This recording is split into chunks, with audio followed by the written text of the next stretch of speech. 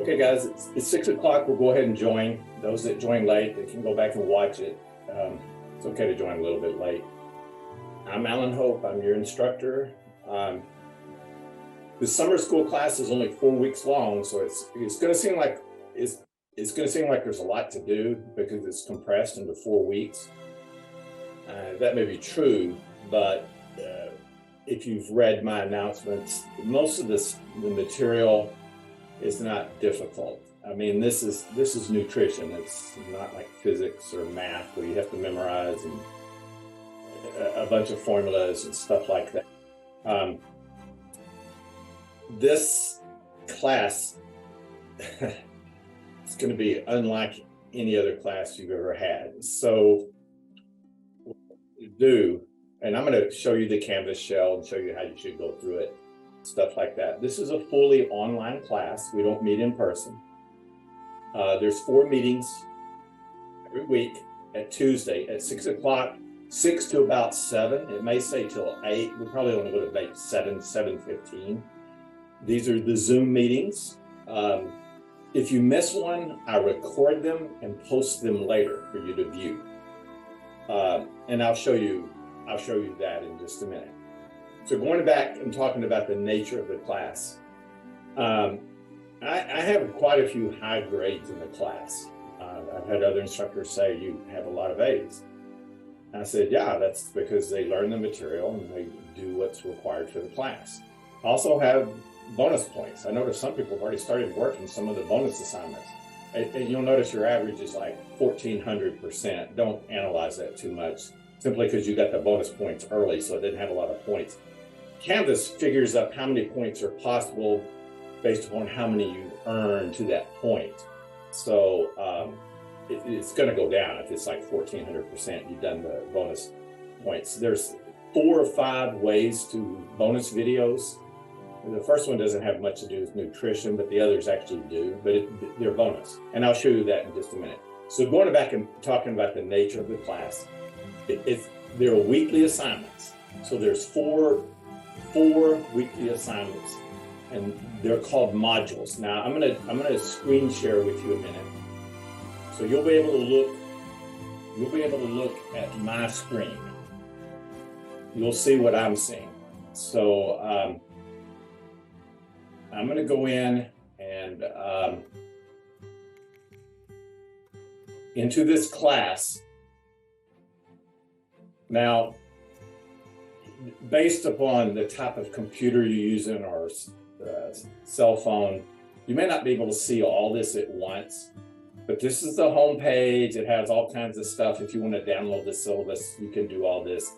I know HTML coding and CSS coding inside out. This is I bet no other class you have has it set up like this, but that's okay. I simply know how to do it. Doesn't mean people don't know their subject area. A lot of instructors know their subject area, but they're not that good with computers and technology, but they know their subject area. I happen to know computers and technology and the subject area just because I've been around a long time. But all this stuff is it's interesting. None of it's technically required. It has all the information you ever need, even more than you get on Valley's website. There's links to the meetings, but I'll send you links to our Zoom meetings a couple of days before an announcement. So all you're gonna do is click on the link. Now, in Canvas, so I'm going back to the home page. Always check the announcements. If there's anything important, I'll send you an announcement. Over here on the left, and by the time the class is over, you'll probably have a Texas accent too. That's where I'm from. Modules is where you need to go. All this other stuff is interesting and somewhat useful, but if you want to keep it simple, go to modules. Modules means that's where all the assignments are. You don't have to go to tests, assignments, nothing. In fact, you might not be able to view those. Okay, let's say you missed tonight's meeting. Well, obviously you didn't because you're here, but let's say you can't be here for next week's meeting. Try to attend if you can, because I keep them somewhat informal and you can ask questions. Then the next day, you can go to the module section, and in this module right here, I have all my Zoom meetings downloaded. This is utility I made. You can even watch old ones if you want. It's the same information. So if you go to this and say, whoa, what is today? And say, today is May, what, 30th? There you go. If you click on that, May 30th, it'll take you to the Zoom meeting for May 30th. There's nothing here. I put it on YouTube. You can link it to YouTube if you want. It's the same video.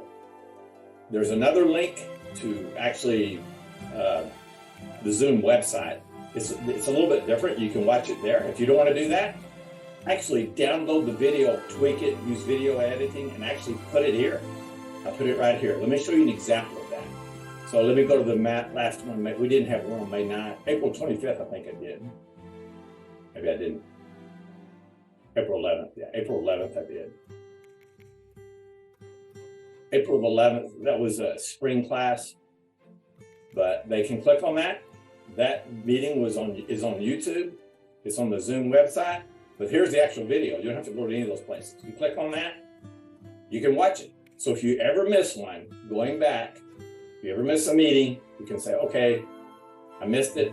I gotta go to modules, go to the first one, find the date that you missed, which would be, those aren't here tonight. They're going to need to click on this. I'm going to send an announcement later on, probably tonight or tomorrow morning, saying the video is now uploaded and modified, so it's available. The reason they need to do that, not the one so much tonight. If you go to grades, so I'm going to go to grades. That's going to have everybody's name. You probably shouldn't be seeing this, but it doesn't really matter because there's no real grades yet, just bonus assignments. See, like 80, 100%. That's because they did bonus stuff. Don't analyze this too much. But if you go to grades and you look at this one right here, and we're going to do this tonight. It says Zoom video conference quiz number 1. There's a quiz on what we're doing tonight. It's a piece of cake. There's 3 numbers that I'm going to give you, and you're going to take it right there. It takes like 2 minutes, and you're going to get 100% for this by doing this. But those aren't here tonight. They're going to have to go back and watch the video to get the 3 numbers, because I'm going to give them to you tonight, and you're going to take this and get it out of the way, and I'll show you how to do that. Toward the end of the class, I'll say, here are the 3 numbers, and or I'll say, let's take the quiz, and we'll do it together. I can show you how to do it. It's a piece of cake, and you'll have 100% here, those that are here. Now, those that aren't here, remember, this is done weekly, so assignments are due Sunday at midnight. So this is technically not due till Sunday at midnight. What Sunday? The upcoming Sunday.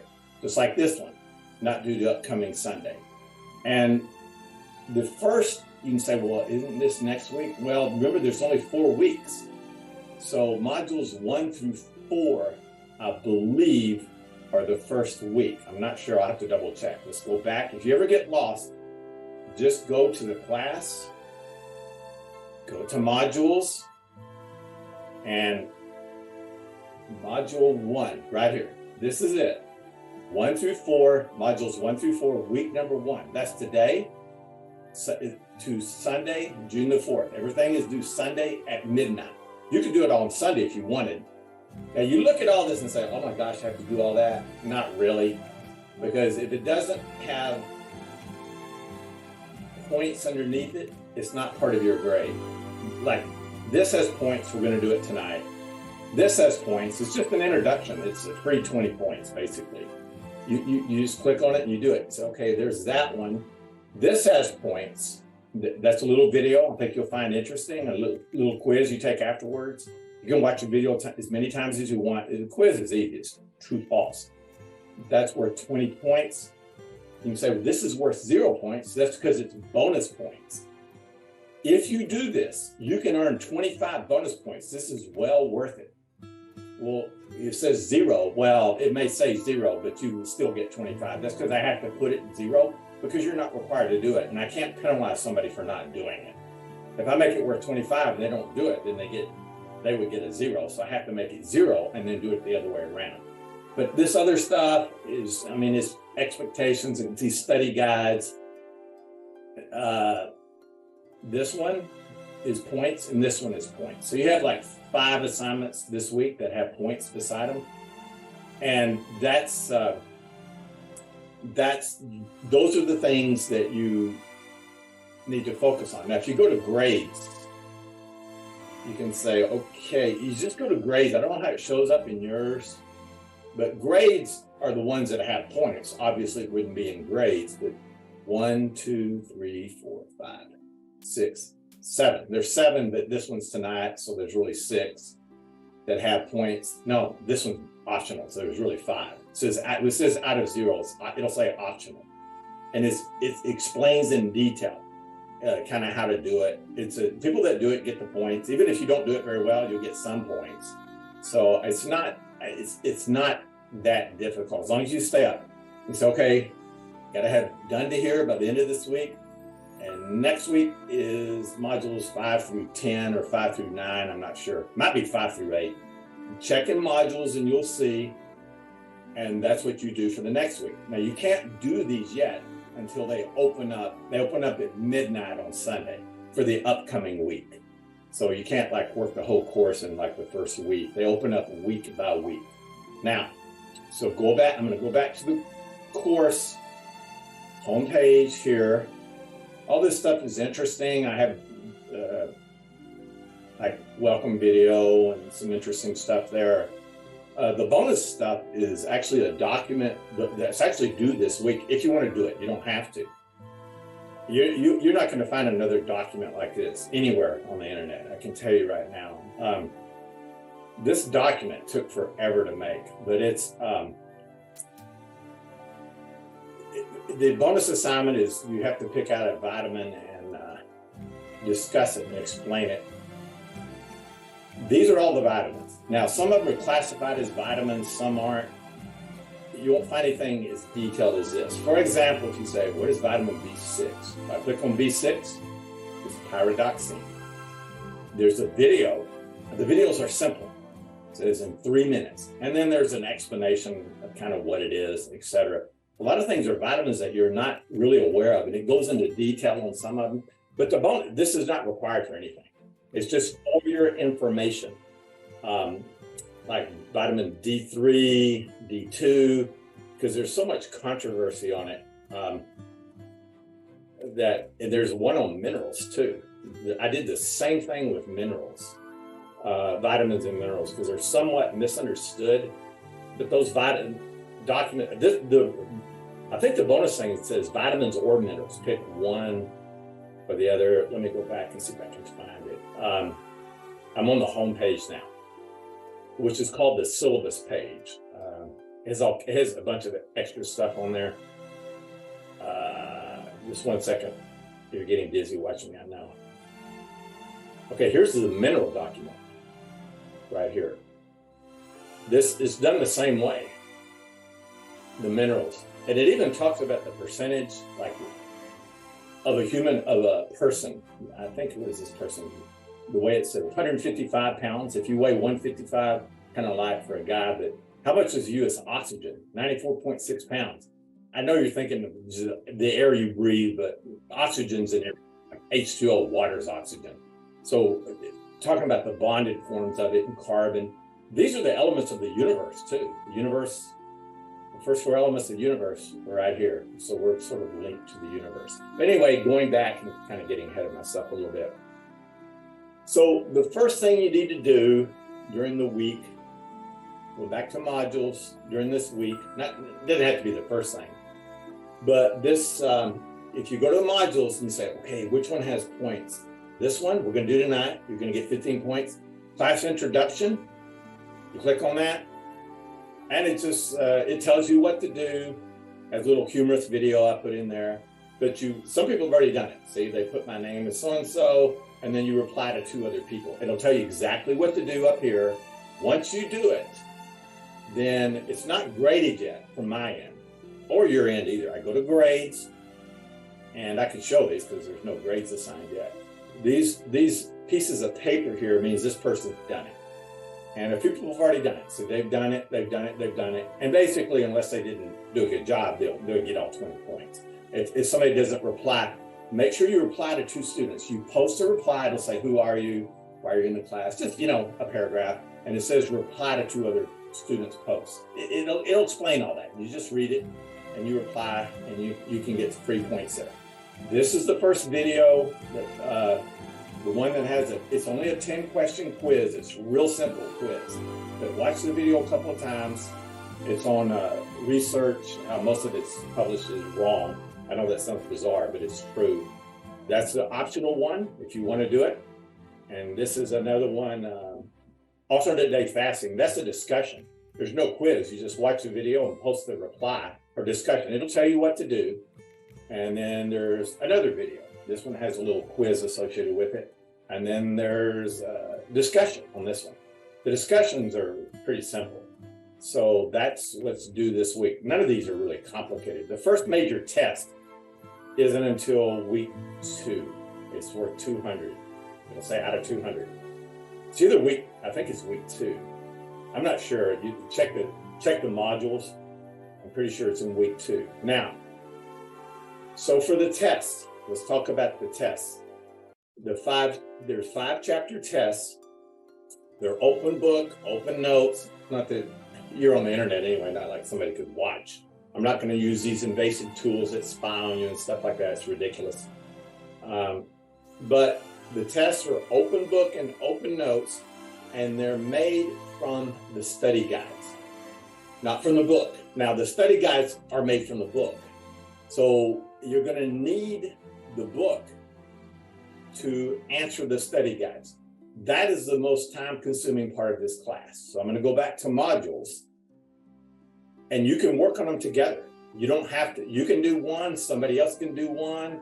Somebody else could do a couple. You can get with a group and say, I'll do study guides 1 and 2. You do 3 and 4. Or somebody can say, I'll do 1. Somebody else do 2. That's the way I do it. You get the people in your group and just have one study guide. But going back to modules, that's what these things are down here. Study guide, study guide. These are all the ones for test number 1 coming up. But they're all open already. If you want to download them all and work on them, if you go to the bottom of modules, those are PowerPoints. They're interesting. You can use them on the test if you want. But the study guides, PowerPoints. Oh, here we go.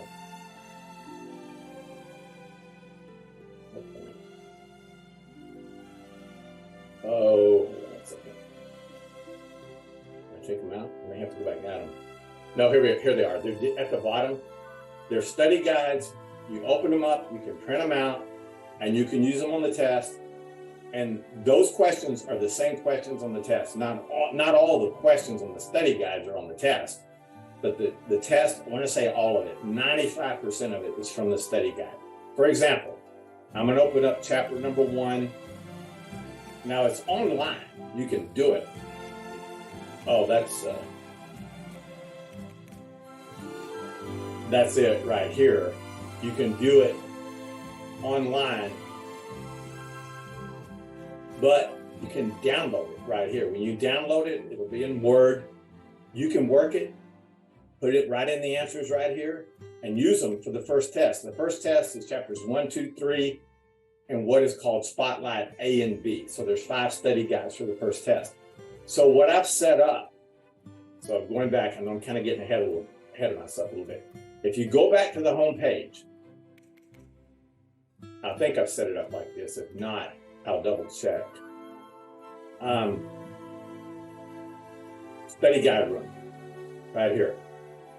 If you go to this right here, every day from 1 o'clock to 5 o'clock, not that you have to be there the whole time, or you don't have to be there at all, or you can go there from 1 to 2, or go there 2 to 3, or whatever you want to do.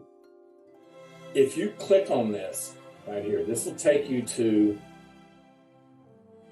the study guide room. Now, what is the study guide room?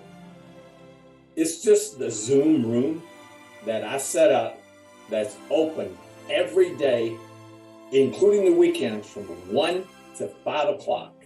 So if you go there and there's other people there, you can say, hey, let's work on the study guides. You do this one, I do that one, etc. So I used to be just on Wednesdays it was open, but since this is a 4-week class, I made it open every single day.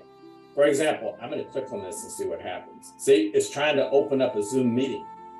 And I don't have to be there. It opens automatically. I set it where there's no host, and you can use cameras, videos, etc. You can say, okay, the problem is you don't know when other students are going to be there. So I'm going to tonight set the first time. You don't have to be there, but I'm going to say, because they were open on Wednesdays in my other classes, tomorrow. So everybody make note of this, and the people watching the video later will hear this. Tomorrow at 1 o'clock, if you go to this meeting right here, you don't have to stay there. You can stay there 15 minutes. Try to be there at 1:15 if you can. You say, oh, I work, I can't be there. That's understandable. That's fine. Then you can go later. But if I just kind of arbitrarily set a time, tomorrow at 1, if you can't do it tomorrow at 1, I'm going to say Thursday at 1. If students could go there and make a point to be there, you can get with other students to work the study guides. You literally could have each student in the class work one study guide, because there's 16 chapters and there's about 25 study guides, but there's 40 students in the class. And one study guide is no big deal. You work it, and then you email it to each other, you text it to each other, you take a picture of it. There's a million ways you can do it. You can share screens in the study guide. But if you go there tomorrow at 1, I guarantee you there'll be other students there, and you can say, okay, the first chapter, the first test is chapters 1 through 3, and then the first 2 study guides, that's 5 study guides. Get with 4 other students, and each one of you work 1. But if there's more than 5, you could set up the whole class tomorrow. You could say, okay, you got chapter 1, you got chapter 2, you got chapter 3. And it's just a matter of connecting with students. Over here, there's what's called student or people, and somewhere.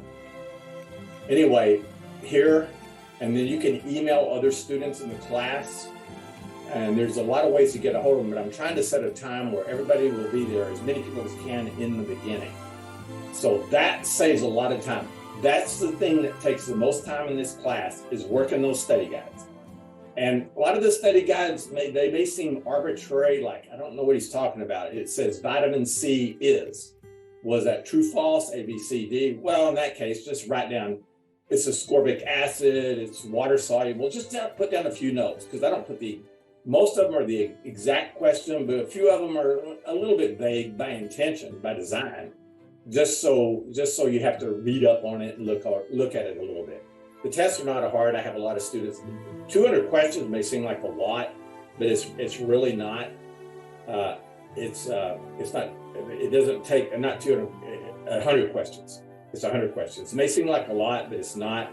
Most students finish in more than enough time. You have 2 chances. So if you don't like your grade on the first chance, you can take it again. And it doesn't give you the answers, obviously, but it'll show you which ones you got wrong. It won't tell you the correct answer, but you tell you which ones you got wrong. So that you do have 2 chances. Most people are okay with the first chance. Students, I've had students in my class that actually have like C averages on the chapter tests that make an A in the class, simply because they do the bonus assignments.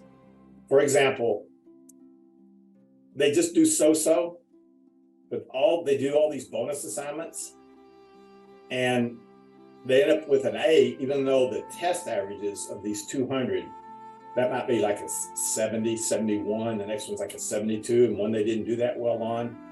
And they're kind of surprised that their grade is as high as it is. That's okay, because the whole point of this class is to learn the material. I don't care about having a certain number of A's, B's, C's. If everybody makes an A, that's an A. Hey, that's great. That won't happen. But I have no problem whatsoever in the student that's trying to raise their grade and helping them raise their grade, as long as they actually do something for it, which they do. These videos are very interesting. This one in the womb is actually from child development. It has to do with nutrition a little bit. A lot of people have already done that. This one on water memory is fascinating. You'll love it. These are not boring. They're like movies. This is like a 30-year-old movie. Like, how long can you stay alive without eating, about a plane wreck in the Andes where they had to eat the dead to stay alive. It's not like a horror film. You'll see. It's an old movie. And then there's Another one that's a little bit to do with nutrition, not a lot, but then they're bonus. But these actually are. This one right here that says sound bonus points. I've had people say, what is that? Well, I mean, since I'm older than you guys by a lot, then the sounds are basically from what I'm familiar with. It's just, the reason I did that is when you navigate this web is to encourage students to navigate the website and they run across the sound. And they'll play it, and then they can take the sound quiz and get bonus points for it. Let me give you an example of this. Not this, that's just a little humorous thing I put in there. I think I put one on the home page. This is an older movie. You can say, oh, wait a minute. There's a sound bonus clip here. I don't think anybody will know this because this is like a 30-year-old movie. But I'm going to play the sound. I don't know if you'll be able to hear it, and I'll show you how to take the sound bonus quiz. They're all over the website. But what we've got here is failure to communicate. Has anybody ever heard that before? That's older. That's an older movie. You can say, okay, I don't know what it is. Well, you've got the internet. Type that in. What we've got here is failure to communicate. It'll tell you exactly. It's from an old movie called Cool Hand Luke. So if you click here, that takes you to the sound bonus quiz. I have some students that figured this out. If I click preview, which means it's different for me because you'll actually be taking it. What movie is the sound from on the home page? Right here. You click that, you can say, well, I don't know how to answer the others. You're allowed to take this quiz 19 times because there's 20 sounds and one of them's worth 5 points. Let's suppose you just do this and don't even fill in the others. I'm kind of getting ahead of myself, but I'm going to show you something. And I have some students that figured this out. Let's suppose you don't listen to a single sound and you don't navigate the website at all. You say, I'm going to put the first one on each one. I'm going to put the first one on each one. This has nothing to do with nutrition. I want to get this kind of out of the way. I'm not even going to read the question. I'm not even going to listen to the sound. I'm just going to put A, or the first one, on each one of them. That's the benefit of being here tonight, is you'll probably get, some people will do it tonight and get all 24 points. I'm going to go through it fairly quick. I've actually never done the whole thing, but it'll just take a minute to do this, and then we'll get back to the nutrition part. I want to see how many of those are actually correct. Now, just by chance, some of them will be correct, some won't. And I'm going to kind of show you, I think it'll come up as test student for me. For you, it'll be actually your grade. You can say, well, some will be wrong. That's okay. You can take it again. But this is what somebody watching this is saying, what does that do with nutrition? I'd say nothing. You gotta make things fun sometimes. There's plenty of nutrition stuff. Okay, so I've submitted A, or the first one for each one. Now, I'm gonna do, this thing's always in the way. I'm gonna submit quiz. Okay. Now, oh, 0, I didn't get any right. That's interesting. I did not know that. It says 0 out of 0.24. What I just told you is none of these are the first one. You can say, okay, I'm going to take it again. I'm going to say, and I know none of them are the first one. And now guess what I'm going to do? I'm going to do the second one. We know this one's correct, but none of them are the first one. I'm going to submit quiz. I don't want to spend a lot of time on this, but I'm going to submit quiz again. 19 unanswered questions, we count them all wrong. Should say 1 is right. Did it? Yeah. 0.01 out of 0.24. Don't analyze that too much. It's actually 1 point, but I have to make it set. You'll get credit for that. So that's 1 point you got. But what I'm saying is, I'm going to go back to grades and see if this put it on like test student. I don't know where it put it. Test student. I didn't put it anywhere. That's fine. But what I'm saying is this. For this sound bonus quiz, if you go back, well, now you already know none of them are the first one. Go back, take it again, click the second one for each one, and some will be right. Write down the ones that are right, and then when you take it again, put the third answer for each one until you come to the ones that should be the second answer. And you obviously want to put down the correct answer for the ones you know. You only have to take it about 7 or 8 times because there's no more than 7 or 8 answers on each one. And it's process of elimination, you'll get all 24 points. So without even listening to the sounds, I'm kind of defeating the purpose of doing that because there are sounds hidden like in the vitamin document and the mineral document and stuff like that.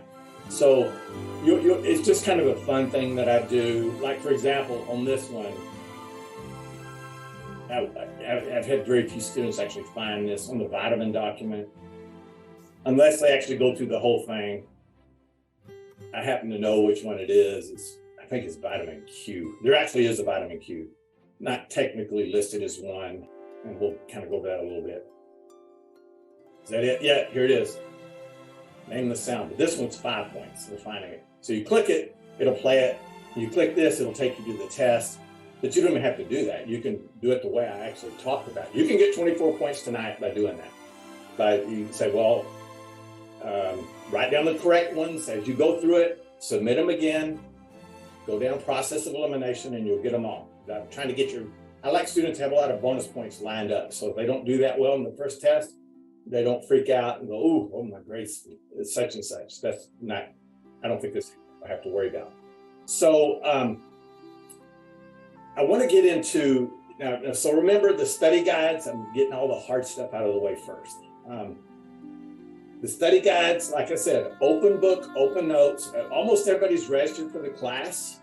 But if you, once again, go to modules, the student registration here, the Achieve book is here. You can work on the study guides from the book here, rest for the class. It should be free. Valley told me it was free. At least they set it up. They didn't make you guys pay for it, did they? No? So I called the bookstore and they said it should be free, but I think a lot of us are having trouble accessing it because it's asking for a code. Okay, what I want to do, it shouldn't be asking for a code because they never gave me a code. But if you're registered for the class, it'll be listed. I can check real quick here. If I go to Macmillan, this is it right here, Achieve. Hold on a second. This is their website's a little bit funky. I just happen to know how to section managers. No. Oh, courses. All right. That's this course right here.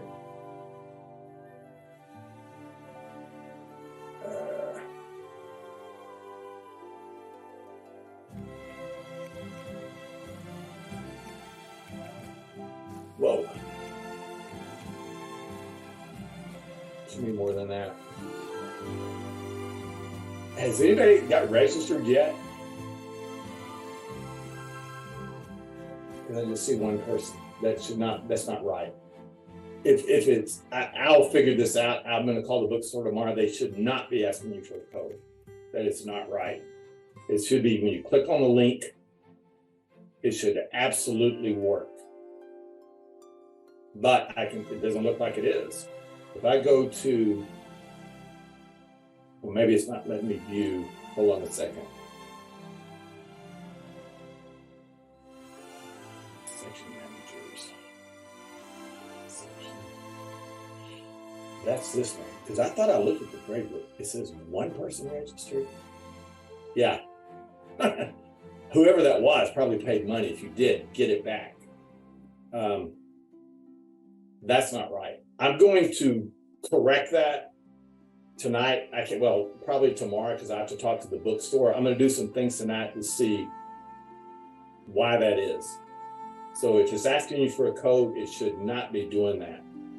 There's a link issue, and I'll have to call Achieve and get it taken care of. But I'll set it up where tomorrow, maybe at the latest Thursday, I'm gonna try to get it taken care of tomorrow, that when you go back to the course, go to modules, and you click on student registration or Achieve ebook or Achieve, that should link to it right there. So some of you probably tried all three, right? And it's not working. So you try to get in the ebook and probably says register. You have to register. Is that what it's doing?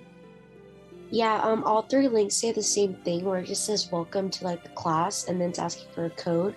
Yeah. But if you exit, you can also put the course ID and it still doesn't work either. Yeah. Okay, I'm gonna set it up tomorrow where literally you just have to click on this or else I'll get the code, one of the two.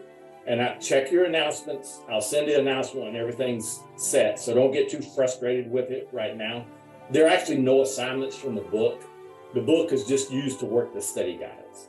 So you need the book though to work the study guides because the tests are open book and open notes. Nothing to worry about. That's an issue I will take care of. I'll send you a message and we'll get all that hashed out. So don't worry about it for now. And it is free. I know that. The link actually worked a couple of weeks ago. I don't know what happened with it. I think what happened, I'm going to blame Valley College for this because the link worked. But when I talked to Achieve, they said, make sure your bookstore, your college pays for it because they're not doing it for free. So something happened where Valley didn't send in the stuff and now they're trying to get you to pay for it. And Valley says it's free. I'll take care of it. The book is free. I know that for a fact. So don't pay for it. If it's asking for money, do not pay for it. One person's registered, have a feeling that person paid for it. Call up Macmillan and get your money back because you should not have to do that. That's not right. And they try to say, oh, well, they need a hard copy and they want to charge $100 and something for a book. No way. Ebook is at most like 30 or 40 and Valley has a deal where you can get the ebook for free. I'm like, okay, let's go with that. They don't have to have a hard copy because you can use the ebook on the test. So you can use a split screen on the test, but you don't need the book on the test. You need the study guides. So you can do them ahead of time. And that way you don't have to flip back and forth between the book and the test and that kind of stuff. You don't have to worry about the test till next week. So I would put it out of your mind for right now. There's plenty of time for me to get it taken care of. Now, I want to spend a few minutes, guys. I'm going to stop the screen share a minute. Talking about I am not a respecter of degrees or titles or how many books somebody's written or how many classes they've taught or how many prizes, including Nobel Prizes. I don't care about that stuff or where they went to school. But I don't care what they look like. I don't care what their politics are. It doesn't matter to me. When it comes to nutrition, I'm interested in, do they actually know what they're talking about? And if they do, I can figure it out real quick. I've been involved in this area forever. I'm not an MD, but I am a PhD, and I've studied it, and I've kind of learned that a lot of stuff I was taught was incorrect. I grew up in a medical family. My brother agrees with me. He's a dermatologist. My dad's still around. He's a retired doctor, and we argue a lot about, a little bit, about nutrition because he's kind of old school on it, but that's okay because that's the way he was taught. He's a good doctor. But most professionals, including RDs, which is registered dietitian, that's fine. Anybody can become one. By the way, that's a good way to make a lot of money. You work for hospitals and clinics and corporations and et cetera. They're always looking for registered dietitians. Sometimes those salaries sometimes start in 6 figures. It's absolutely amazing. You definitely need to look in that. I have it on the home page. In the modules page, how to become a registered dietitian in California. Each state has their own license or whatever. There's degrees of it. Later, I can talk more about it later on, but it's something that's worthwhile. But the focus is a little bit different for that than this class. This class is more broad-based in nutrition. There is a wealth of misunderstanding, deception, and I don't know if it's, when I say deception, I don't know if it's necessarily intentional, but interpretation of nutrition. I've taught anatomy and physiology many times over, cellular biology. I've taught all this stuff. And so I kind of you kind of put it all together and you kind of realize what's going on with nutrition. and why people think the way they do and how most people have been sort of brainwashed with it. I'm really surprised. And some doctors know, quite a few know, but there's quite a few that don't. And it's really surprising about what to do, what not to do. Most people start with cliches or platitudes. I'm gonna kind of, I believe in teaching the whole approach. Like I want you to have a concept of the big picture, and then you can work down to the little elements. You've heard the phrase, you can't see the forest for the trees. And that's true with nutrition. If you start studying the trees and you know a lot about them, like you know a lot about vitamin C or vitamin B, the different types and what they do, that's great. You may know about that, but you don't understand the big picture of nutrition, like what's going on and how does it interact in the body, and what are some of the things that people should be focused on or try to understand. Okay, and I'll start with some of the kind of the myths that are out there. And most people still believe this, and you have people that will argue with you on this. It's just really amazing. You hear this a lot, and if somebody says, what's the most important meal of the day? People will say breakfast. People still say that. That's absolute nonsense. Breakfast is not the most important meal of the day, nor is it the least important meal of the day. The problem with that type of question is that you're assuming that you need meals at certain times, you need a certain number. Saying breakfast is the most important meal of the day is like saying, when it's the most important time to put gas in your car in the morning, it runs better? No, it's when it's empty. There's nothing wrong with breakfast, but people that think that you need a full breakfast and a full lunch and a full dinner, number one, that's too many calories during the day as a general rule, and that's actually not enough time between meals for apoptosis and some other things to take place. They've actually researched that, and I can tell you where it came from and why people still believe that.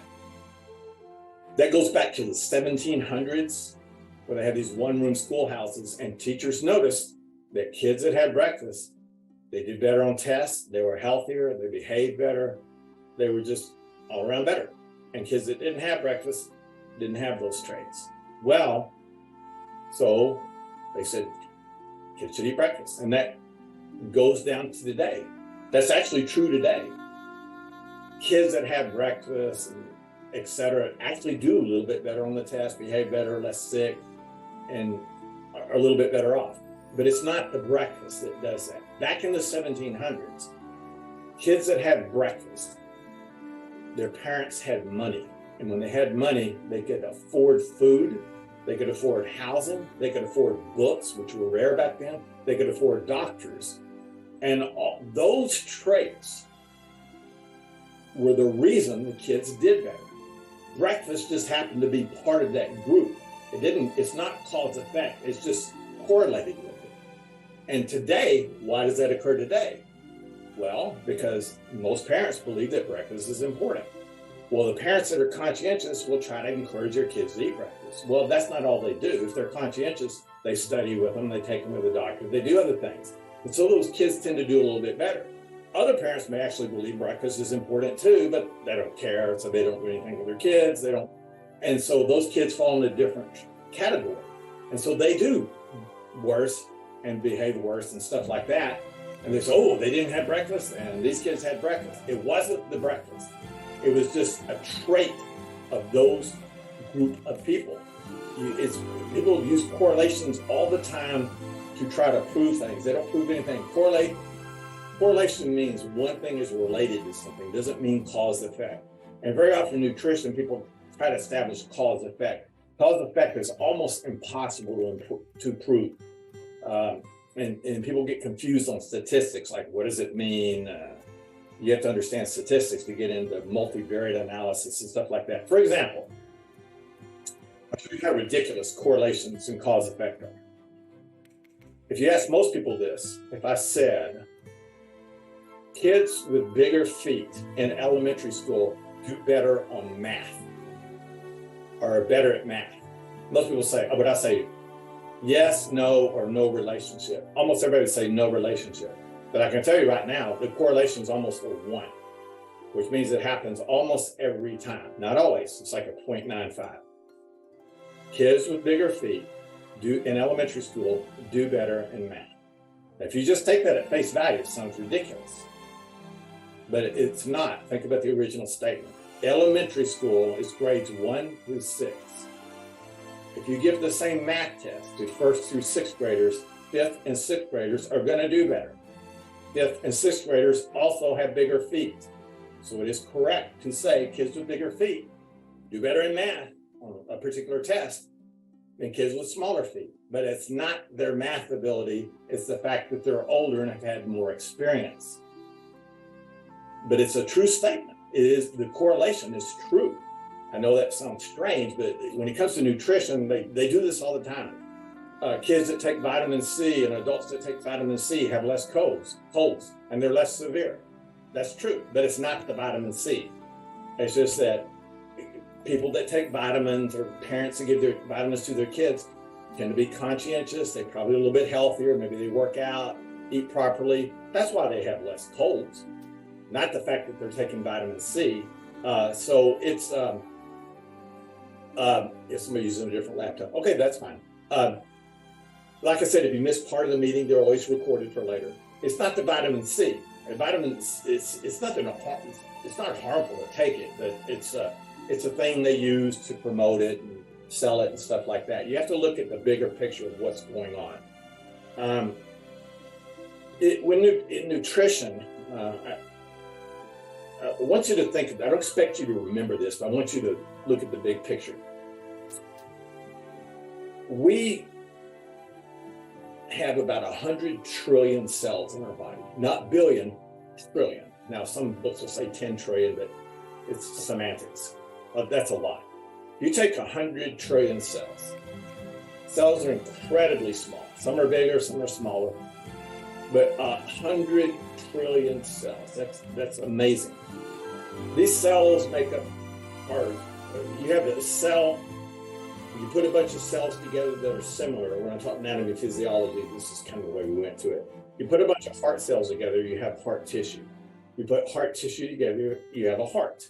When you put heart with arteries and capillaries and veins, you have a circulatory system or an organ system. You put a circulatory system with an immune system, with a musculoskeletal system, and you have an organism. So you have cells, which make up organs, which make up organ systems, which make up an organism. But at the smallest level, we're made of cells. Everything is a cell. And I'm not talking about like when you eat and things like that, water. It's a little bit different, but we're made of cells. Cells are like living factories.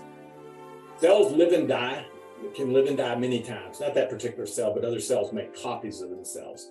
But we live and die once. Now, some nerve cells can't replicate themselves, so they only live once too. But most cells have the ability to make copies of themselves. They die, they're replaced, and that's how we survive. If to understand nutrition, you have to understand what's going on at the cellular level. This is not cellular biology, but just the big concept of what's going on, not at the digestive level. If somebody says I can describe all the enzymes and all the gastric juices and how the digestive system works and the length of the large intestine is 30 feet or 36 feet, depending on what book you read, and the small intestine, and the large intestine, which is synonymous with the colon, is 6 feet. And that's all interesting. And I mean, you can get in real detail on each one, on how digestion works, how carbohydrates are broken down, how lipids are broken down, and it's a cellular level. That's great. But that doesn't really mean you understand nutrition. You understand that's anatomy. That's anatomy and physiology. That's totally different than nutrition. Most doctors understand anatomy. When you start going at the deeper level, they kind of lose concept of like what's really going on. You have to understand at the cellular level to put it in the big picture. For example, if my carburetor was broken in my car, and I took it to an auto shop and they said, I replaced the carburetor. They know more than I do about it. But suppose somebody else said, I know about carburetors and I can take the part of the carburetor that's broken and repair your carburetor. Who knows more about auto mechanics? The guy that knows the details of the carburetor. to understand nutrition, you have to understand at the cellular level what's going on, not the exact terminology, biology, but the general concepts. So going back to talking about cells, relatively recently, within the last 30, 40 years, they've known about it for a while, but it's been finally researched, and several Nobel Prizes have been awarded in this area. The DNA, every cell has the capability of making another you. There's DNA in the cell. Each cell can make 2 copies of you, actually. There's mitochondrial DNA. That's the double helix with the genes and the rungs. You've seen pictures of that. That's the code for you. We have about 20,000 genes, like how tall you're going to be, hair color, and how proteins are made. That's you. That's your genetic code inside of every cell. There's 2 of you. So 2 codes. So with 100 trillion cells, you can make 200 trillion copies of you. But anyway, that's inside of each cell. And it tells a cell what to be, like a skin cell to be a skin cell, a heart cell to be a heart cell. Well, in a heart cell, the genes for being a skin cell, they're off. They're there, but they're turned off. But the genes for a brain cell or a neuron, they're on if it's in the brain. So the genes kind of turn on and off like a light switch. For example, the genes, the genetic code for how tall you're going to be, they've identified about 80 genes. That's not many that determines how tall you're going to be. That's determined before you're born. It's inside of every cell. They're like little switches, and they turn on. That's called gene expression at various points. That's why parents will say, wow, they seem like they grew a quarter of an inch overnight. That could actually happen because a couple of genes turn on and bone cells or osteoblasts are created and the kid grows a lot. But then there's a dormant period and a few more turn on. So by the time you're 18, 19, a little bit earlier or later, depending on the person, you've reached the height that you're programmed to be. It's pre-programmed. You can't change that. Well, that's genetic expression, genes turning on and things happening. Well, they've identified a handful of genes. You don't need to know this, but just understand the concept called apoptotic genes. Apoptosis means programmed cell death. What that means is that every cell in your body, every cell, including nerve cells, which sometimes only live once, why would they want to die? Well, every cell in your body, in the 20,000 genes, there's a handful of genes which are death genes. Sounds like Star Wars. When they turn on, it tells the cell, kill yourself, commit suicide. That's called apoptosis, programmed cell death. When a cell becomes old, defective, mutant, especially cancerous, those genes will turn on and the cell will commit suicide, literally, without any input from you. And the way it dies, it breaks into little capsules. That's the apoptosis. They're called apoptotic capsules, thousands of them. The surrounding cells are not damaged. And those capsules are reabsorbed and reused by the body. That is a very dynamic process, ongoing throughout your whole life. It's so dynamic. It's a mind-boggling number, but it's true. You have about 50 billion cells per day that commit suicide. That sounds like a lot, but out of 100 trillion, it's not as many as you might think.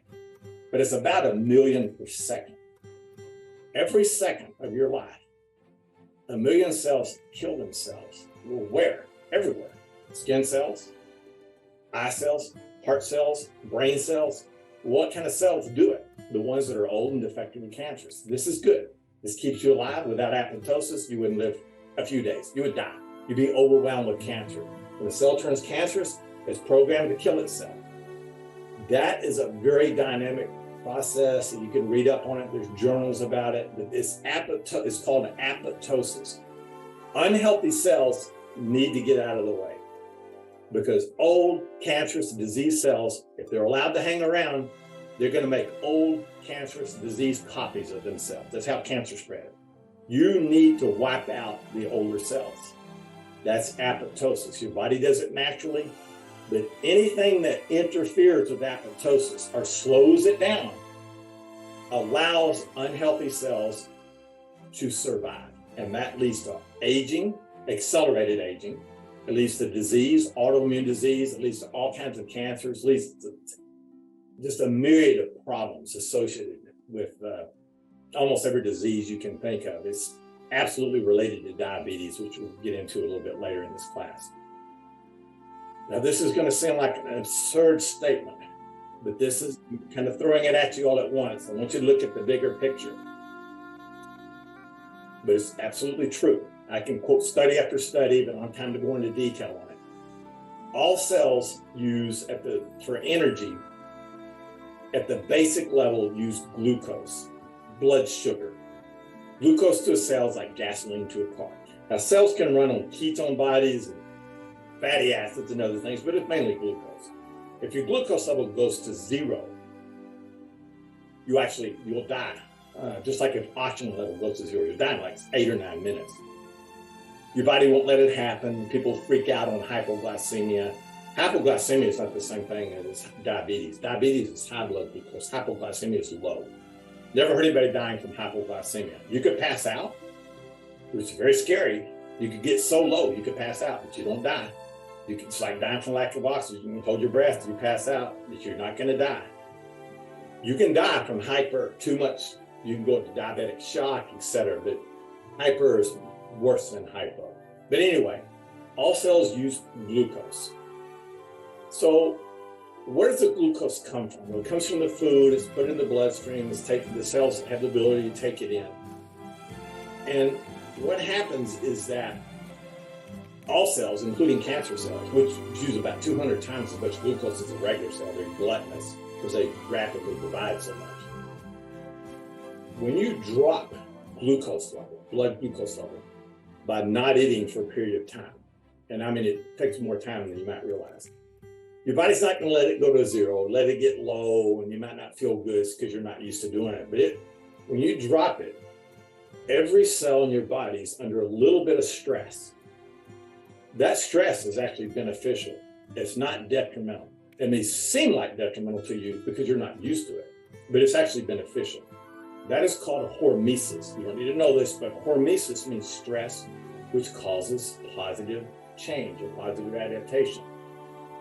You need to stress the cells to promote apoptosis, which is programmed cell death. When people tell you you should keep blood sugar level normal by eating 5-6 little meals a day, don't let it drop too much, don't let it go up too much, they're very ignorant on nutrition. Ignorant doesn't mean they're stupid, it means they don't know. I've heard people give that advice, I've heard trainers give that advice. Not only is that not a good way to eat, it's probably the worst way you can eat, besides eating gluttonously, because you keep glucose level normal. You're never really stressing the cells. You have to drop it some to stress every cell in your body.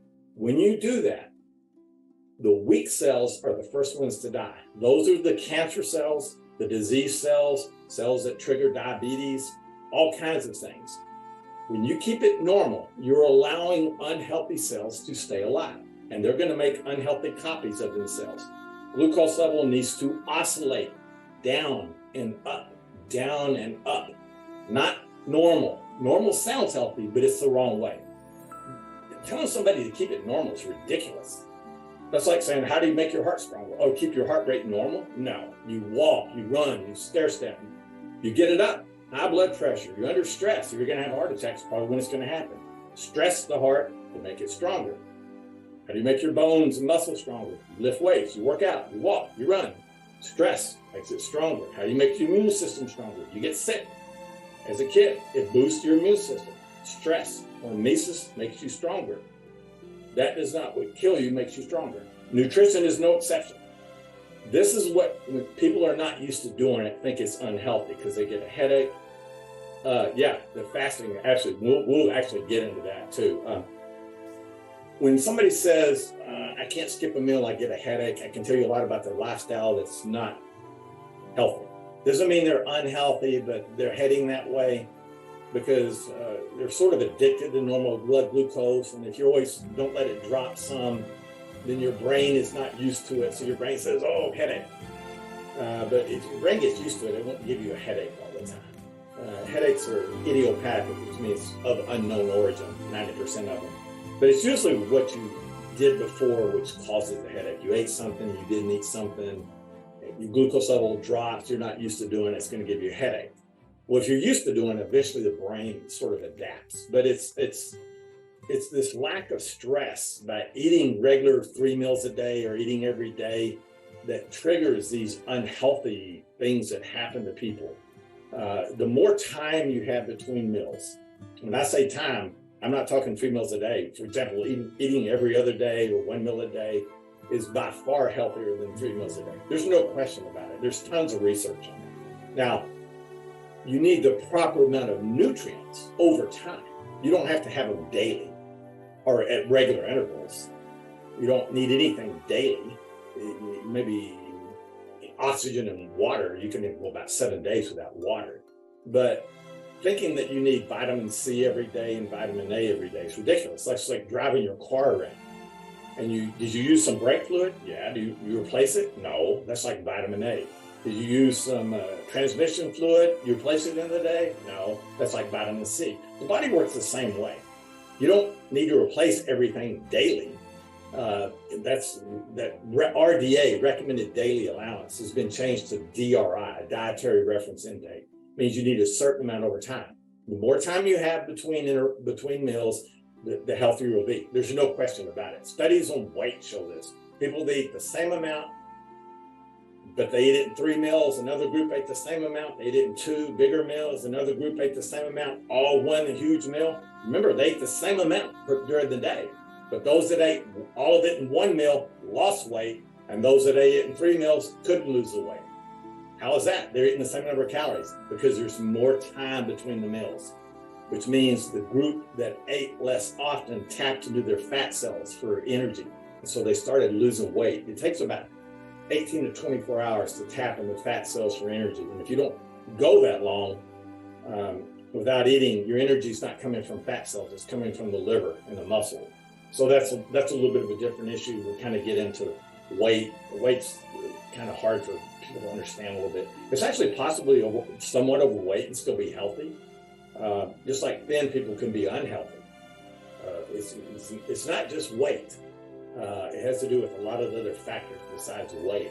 Height is actually more negatively correlated with weight with longevity than is weight. Taller people don't live as long. That's a fact. Don't believe me? Go to old folks home, look around for tall people. You're not going to see any. Might be 1 or 2. There's exceptions, but you might find a few people overweight. Not many, but you'll find some. Most of them will be short. So for longevity purposes, it's better to be short. That's better to be short and thin, but not everybody's like that. Does that mean NBA players die younger? Yes. Are they more healthy, fit? Yeah. There's a few older ones that are still alive, but weight, being tall has some negative effects. Now, it doesn't mean it's cause effect. It's just correlated with other things. They don't know why. Maybe the heart has to pump blood up more during your life. I don't know. There's other factors, growth hormones and stuff like that. So it's complicated to actually get into it. But I'm really surprised, like in nutrition,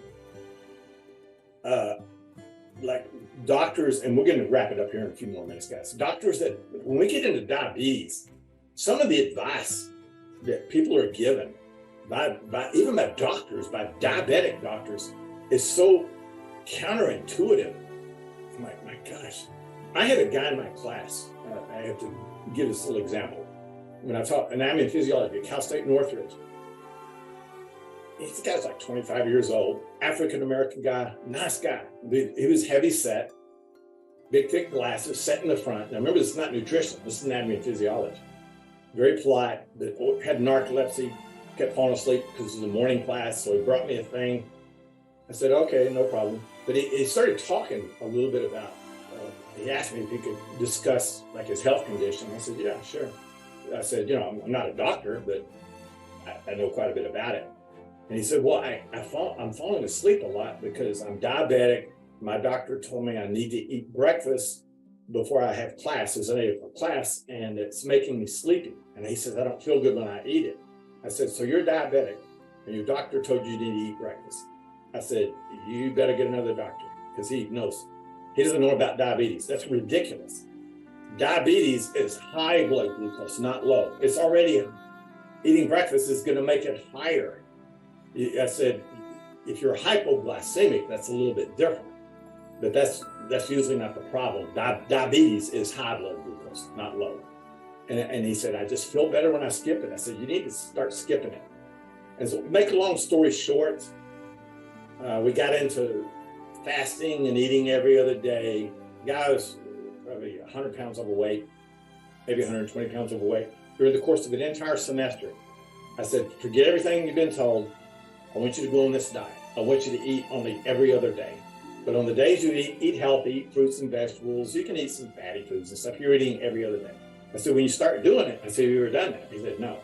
I said, the first day you don't eat, you're going to feel terrible. You're going to have a headache, not feel good, lack of energy. It's going to feel bad. But eventually your body will adjust. Sure enough, that's what happened. He said he felt sick. He was even throwing up, he said, on the day he didn't eat, even though he wasn't eating. He made the adjustment, and he lost close to almost 90 pounds in one semester. His diabetes completely went away. His vision improved. I don't have time to go into that, but vision and diabetes go together. Diabetes, blurry vision. That's caused by high blood glucose damaging the arteries. But anyway, and his blood pressure went away. No more hypertension, high blood pressure. Everything went away. He went back to the doctor, his diabetic doctor, and the doctor said, well, what are you doing? He said, I have this anatomy professor that told me just to eat every other day. And the doctor lectured him and said, oh, you should never do that. That's dangerous. Not eating for a day is dangerous. He started lecturing. I said, do you even go to this guy anymore? Look at you. You're like a totally different person. He said, no, I don't use him anymore. He didn't need any more diabetic drugs or hypertension drugs. If you or your family or your friend, mom or dad or anybody is diabetic, which is a plague in this country now, and they're taking insulin, and I will stand by this statement, and I can defend it to any the best of them, and they're taking insulin. I'm not saying go off the insulin because it might kill them. It depends on the degree of diabetes. But if you're taking insulin, insulin is a death sentence. There is no recovery at a certain point when you keep taking insulin. Using insulin to treat diabetes is insane. It's like using alcohol to treat alcoholics. All it does is treat the symptoms. Give you an example, an alcoholic that's so severe, they check into the hospital, rehab, they go through withdrawal, they have shakes, they have headaches, they're thrown up, they don't feel good. It's your friend, you feel sorry for them, I know how to cure them. I'll sneak them in a beer. Sneak them in a beer, they drink it, they calm right down. Did I cure their alcoholism? No. I cured the symptoms, but I made the disease worse. Insulin does the same thing. It drops the A1C, which is your glucose level over 90 days or 120 days. It drops the A1C, it gets the diabetes under control, but it's making the disease worse, not better. It's only treating the symptoms. The net result of that is every few months, every 3 months or 6 months, maybe a year, different for different people, the doctor's going to go up on the dose of insulin. Why? They're going to go up on the dose of insulin. What caused the disease in the first place? Insulin. Now, heredity has a lot to do with it. Insulin is what's causing the disease. Not glucose, it's insulin. What are they using to treat the disease? Insulin. They're using the same thing to treat it that caused it. I could do a whole course in this right here, but all cells in your body have on the surface what are called insulin receptors. When you eat and blood glucose goes up, glucose is available for the cell to take in. When glucose goes up, the pancreas secretes the hormone insulin. What insulin does, it goes everywhere, surrounds the cell, and the insulin receptors detect insulin, and that means glucose is available. So the cell, if it's hungry, it will take the insulin in, use it for energy, and everything works as it should. But if the cell's not hungry, the glucose stays high, then the glucose will go to the liver and be converted to fat and put in fat cells so you gain weight. Doesn't mean that's unhealthy. Too much is unhealthy, but that system is working as it should. However, in a very high percentage of people, overexposure to insulin eats away the insulin receptors. They're damaged. And so the cell's not taking in the glucose, even though it may need it. So the pancreas makes more insulin to overwhelm the cell with so much insulin that eventually the glucose goes in. But that insulin's burning out the insulin receptors. Eventually they completely burn out and the cell dies. At some point they'll say, whoa, you're diabetic. Your A1C, your glucose level is too high. So what do? What caused the problem? Insulin. So what do they use to treat the problem? Insulin. They give you so much insulin, it overwhelms the cell with the remaining receptors that it does take in glucose. Your A1C goes down, you feel better, and they go, your diabetes is under control, but it's actually worse. The symptoms are under control, but the disease is worse. And that happens no matter what type of diabetes you have. Type 1 is a little different. I don't have time to go into that, but they give it different names. Type 2, there's even type 3, a type 4, gestational, juvenile, adult onset. Diabetes just means high blood glucose. But I'm not telling you to go off insulin, but there's many other things to give you. What is insulin? When they give you insulin, what are they trying to do? Lower blood glucose. That's it, lower blood sugar. Not eating lowers blood sugar. Not eating. So you have to have more time between meals to drop glucose level. That's what's important. And they absolutely miss the point. Insulin, you should never take insulin only as a last resort to try to get it under control. Then you can wean yourself off of it. But if you take it eventually too much, at some point there will be no recovery from it. And what will happen is people lose arms, legs, they go blind. It's really sad. And that's all because of insulin. I've known many people that fall into that category. It's really sad, but medicine's treating the symptoms. And it's kind of like, oh, take a pill, call me later. You don't really think what's going on. But you'll find, I don't know, I've had doctors argue with me on this, and I don't think they understand cellular biology, what's going on. I'm really surprised that some do, and a lot of them don't. The way they teach it in med school is wrong. I can tell you right now, that's the way they teach it, and that's the way doctors learn it, and that's why they tell patients this. That's why you've learned it this way, type 1 and type 2. That's ridiculous. That's like teaching temperature, saying there's two temperatures, by the way, guys. There's hot and there's cold. And that's the way I teach it to you. And then you go out today and it's kind of in between. You go, oh no, there's the medium. Then there's very hot, which is getting ready to be. And then there's very cold. You realize, oh, there's a whole bunch of temperatures. And diabetes is the same way. There's not type 1 and type 2. There's a whole continuum. But they give it different names and different ages, like adult onset.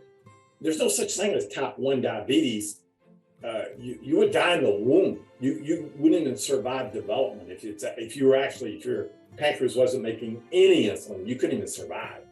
It's always going to make some, and believe it or not, the kidneys can make a little bit. Each cell can make a little bit. It's complicated. But if somebody says, "Oh, all of a sudden I was diagnosed with type 1 diabetic," I'd say, "Well, how are you alive? You wouldn't be alive." That's just the terminology that they use. But anyway, guys, what I want to do here.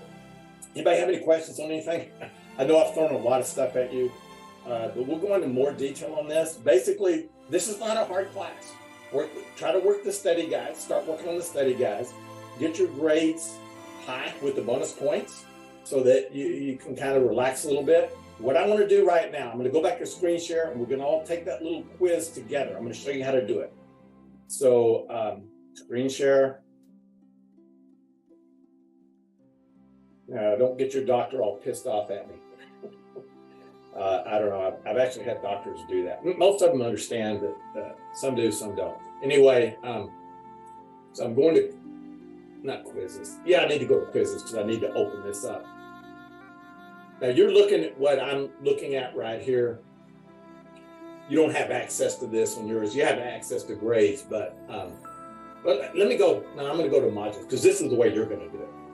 So if you go to the modules section,